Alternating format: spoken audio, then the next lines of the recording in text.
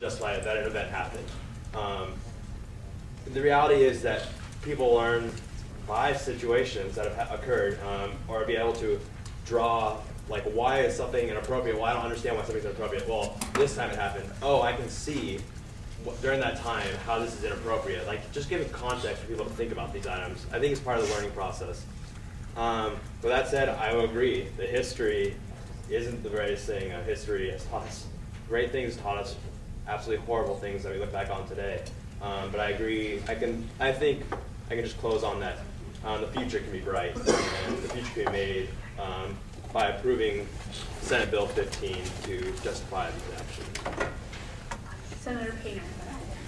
Yeah, basically, I think we can all agree about what happened last fall, opened our eyes, and we need to do something about it. So we're sitting here just trying to decide between 15 and 13. I think both 15, a lot of people think that it kind of berates the students involved last fall, and they don't like that, and that's one thing they don't like about 15. They also think it's too specific because it addresses a specific situation, and really there's a bit larger problem that we need to address here. And I think both solutions on 15 and 13 are about identical. One's longer than the other one, but they basically say the same thing, at least in my opinion.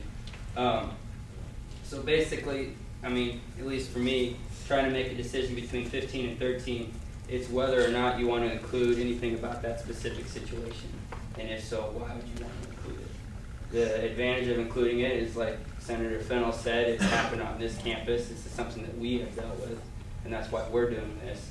The disadvantage that I see in including it would be that it ignores a lot of other things that may or may not have happened in the last 60 years on this campus, or people dressing up certain ways in the stands that we don't even know about. This is the one that we found out about. And so that kind of shortchanges everybody else. And so basically the million-dollar question for me is whether or not we should include this specific situation.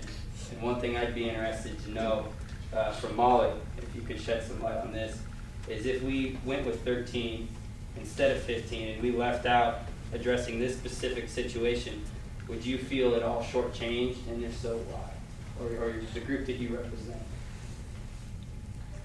We met 2 weeks ago with the Executive Senate, and the analogy, we talked a lot about analogies, but the example I used then was in high school, we always get these speakers around prom or homecoming that would come in and they would talk about how their son or daughter was killed in a car crash, and that would really resonate with us, and that would cause us not to drink and drive or drink at all.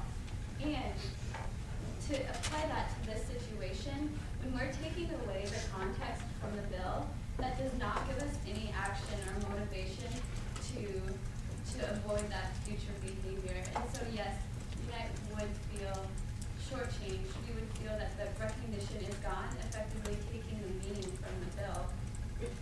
We can talk about publicity in the daily Nebraskan, and yes, students now are probably aware of why this bill came about.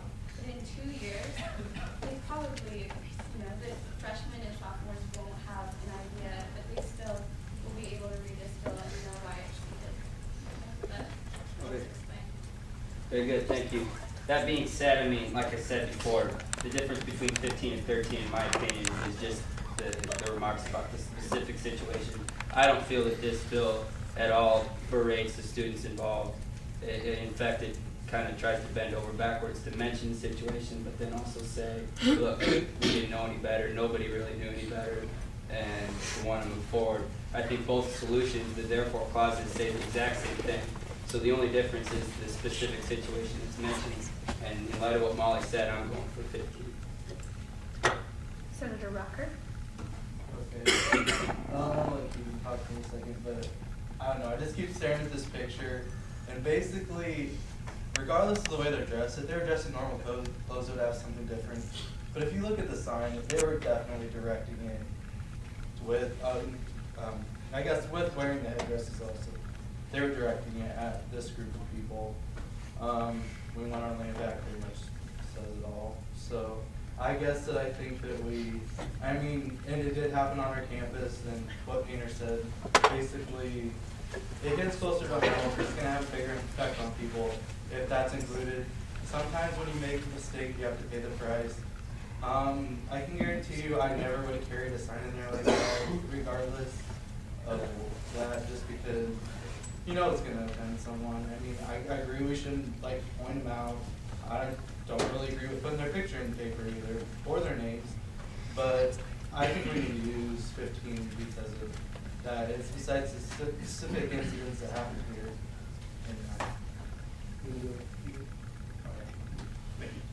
I was going to say, regardless of the rhetoric of the debate at times, the bill itself doesn't call the actions themselves hate speech. It doesn't single these guys out because they were racist or that they are bad people or somehow otherwise picks them out of the crowd to say that, to make some type of personal condemnation of them.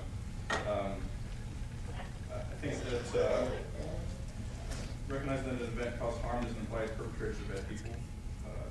I mean, just because you identify that there's a harm and explain what that is, I think that's actually a lot better than identifying, but overall community is a lot better than just identifying people. It takes a step to actually educate people. I think that's one thing that this bill has an opportunity to be a part of ASUN's effort to be proactive and educate people, instead of just saying, whereas there's some things that cause people offense, we'd like those to stop. It actually references a specific incident. Because people, if they hear about headdresses or whatever the incident might be, they'll really send it home to the people who read it and say, okay, this specific incident, this is offensive. Where if you just make vague reference to several possible incidents, it sort of loses its strength. It's just saying things could be bad, such as this, and we don't present that. It says this is a specific thing that was bad, and we recognize we do apparently have a problem, because if we do have this lack of reasonable expectation, as everyone keeps bringing up, this is one opportunity where you guys have the ear of a lot of people to actually take that ear and tell them this is what we need, this reasonable expectation.